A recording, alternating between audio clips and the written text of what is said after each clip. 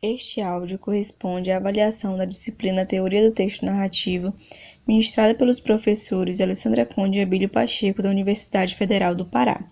Eu sou Antônia Samires do Rosário Lima, aluna da turma de Letras 2018, campus de Capanema da UFPA. Vou fazer a análise e interpretação do conto Gota d'Água, de Marcelo Spalding. A história narra uma tragédia urbana vivida por um rapaz do campo que sai do interior para a cidade grande em busca de melhores condições de vida. O rapaz traz consigo apenas um dinheiro emprestado e alguns pães para serem vendidos na cidade. No entanto, a vida na cidade é muito diferente da que levava, e começam a surgir diversas dificuldades e complicações que a vida urbana impõe, ocasionando a perda de tudo que o rapaz possuía. A história finda-se com um ato desesperançoso e trágico. Frente à sua situação de decadência, o rapaz decide tirar sua vida. O enredo psicológico inicia-se através de uma carta que o rapaz escreve a seu pai, mandando notícias suas ao chegar na capital. Uma vez instalado na capital, o rapaz encontra-se animado e esperançoso quanto ao que viveria e conquistaria na cidade. Ao que tudo indica, suas expectativas eram as melhores, mesmo tendo deixado para trás o pai de luto, irmãos e uma namorada, a quem prometera buscar assim que melhorasse de condição. Mesmo sem ter nada, ele aventurou-se a ir para a capital apenas com o dinheiro emprestado por Carlos, um amigo, e alguns pães feitos por sua irmã. Pães esses que pretendia vender e dessa forma poder sustentar-se ali por mais tempo, já que o dinheiro emprestado apenas poderia ajudá-lo em alguns meses, e os gastos de uma vida urbana são demasiados. Logo, o rapaz sente as contradições e as dificuldades de uma vida urbana para alguém como ele, que tinha pouco ou nada. Os contrastes entre a vida que levava no interior e a cidade parecem nítidos. Mesmo assim, ainda possui a esperança de que venceria as dificuldades que se apresentavam, pois encontrava forças nas dificuldades que a família também passava no campo, principalmente após a morte de sua mãe. Fato esse que levou seu pai a uma tristeza profunda e a bebedeira. Tudo começa a se agravar para o rapaz quando ele tem problemas com sua única fonte de subsistência e permanência ali, seus pães.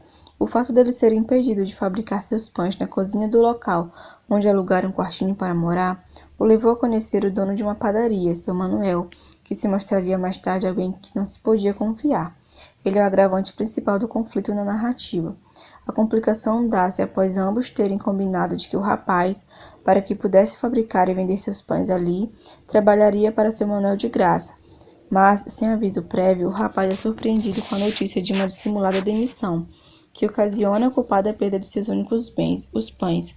Esse fato marcaria o início da decadência social e econômica do rapaz. Arrasado após esse terrível acontecimento, e para continuar sobrevivendo na capital, ele sujeita-se a vários trabalhos que odiava executar quando morava no campo. Sobrevivia de pequenos bicos.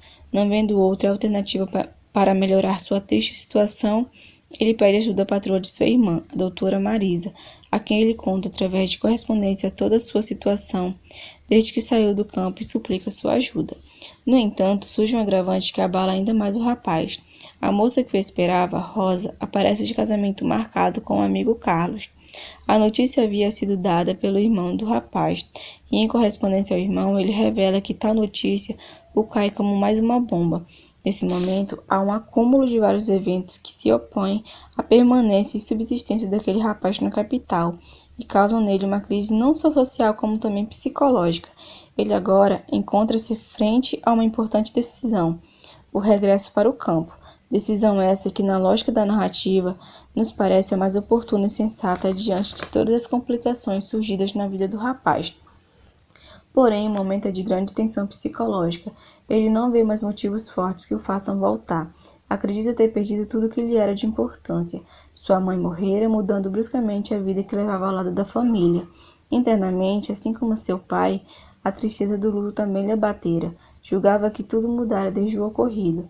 Agora nem Rosa, sua amada, lhe esperava. Seu pai somente afundava-se em luto. Apenas sua irmã lhe importava, mas não o suficiente para fazer-lhe voltar. O clímax ocorre quando o rapaz encontra-se em elevada crise psicológica diante dos fatos ocorridos e todas as sensações vividas e revividas por conta disso, e diante de sua atual situação crítica, pois o mesmo sobrevivia apenas pela bondade do Senhor que se compadecia dele, vivendo já sem nenhuma esperança, pois nem recorrer ao conselho religioso foi-lhe concedido.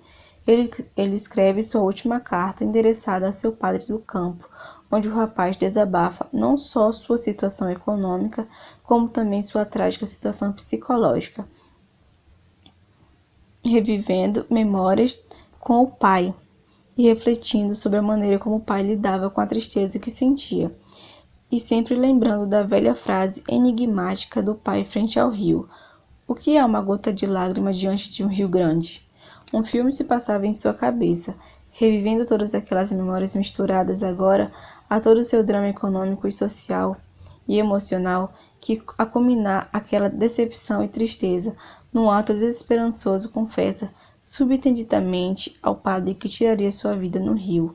Aquela era a gota d'água. Na trama, o conflito principal é socioeconômico, mas acaba por desencadear um conflito psicológico. O conflito dramático dá-se entre a personagem principal e o ambiente predominantemente, com o nó da intriga tendo sido entre personagem versus personagem. As situações sempre surgem em oposição ao protagonista. A narrativa também pode conter uma outra célula de conflito pré-existente ao momento inicial do conto, mas que permeia todo ele, completando o conflito e ajudando a culminar no desfecho. Essa outra célula seria a morte da mãe do protagonista. O nó da intriga principal é a demissão do protagonista pelo dono da padaria, o que ocasionou a perda de todos os seus bens, que eram os pães. O auge do conflito dá-se quando o protagonista já não tem mais nada, está sem os pães, sem dinheiro, sem trabalho, nem onde morar, e sem esperanças. Ele encontra-se apenas sobrevivendo da boa vontade de um senhor para se alimentar.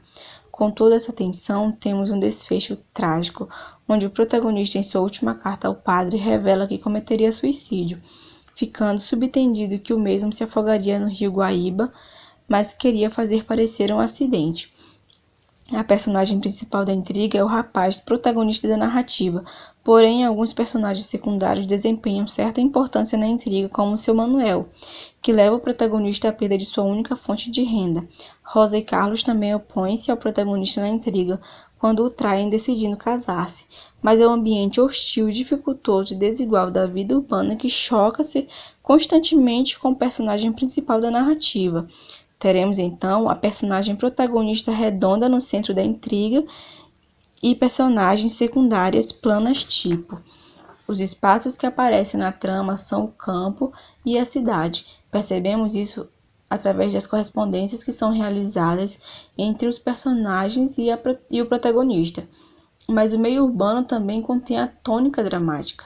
A ambientação é reflexa, realizada por meio do foco narrativo, que vai construindo sumariamente o ambiente e as ações da narrativa. É o sumário narrativo que cria o movimento dos fatos na narrativa, através das cartas emitidas pelo protagonista. É por meio delas que ficamos conhecendo tudo o que se passa e o que se passou na história. Percebemos que o tempo da história equivale a meses no tempo cronológico. Abre aspas. Aquele dinheiro foi fundamental nos primeiros meses. Fecha aspas. No entanto, o tempo predominante na narrativa é o tempo psicológico não linear, sujeito a distorções temporais, pois em certos momentos teremos a volta ao tempo através de alguns flashbacks. Além disso, as cartas que o protagonista envia produzem um efeito de tempo psicológico dos acontecimentos deslocado do tempo cronológico dos mesmos acontecimentos ocorridos na história. Consequentemente, isso produz uma narrativa repetitiva no plano do discurso narrativo, onde os principais acontecimentos da intriga são reiterados. Ainda sobre os recursos da narrativa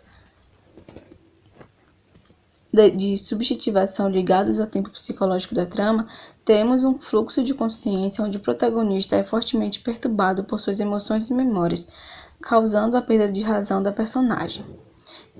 Temos como foco narrativo o narrador-personagem protagonista da história. É o próprio narrador a viver e contar os fatos do enredo e está no centro do conflito dramático. Dessa forma, a história toda é narrada em primeira pessoa e o narrador, utilizando-se do sumário narrativo, coloca o leitor ora distante, ora próximo. Teremos o narrador autodiegético em relação à participação na história e intradiegético no que refere à posição em relação à narrativa. O assunto da narrativa é a saída do protagonista do campo para a capital em busca de melhores condições de vida, trazendo dentro da narrativa o tema da desigualdade social.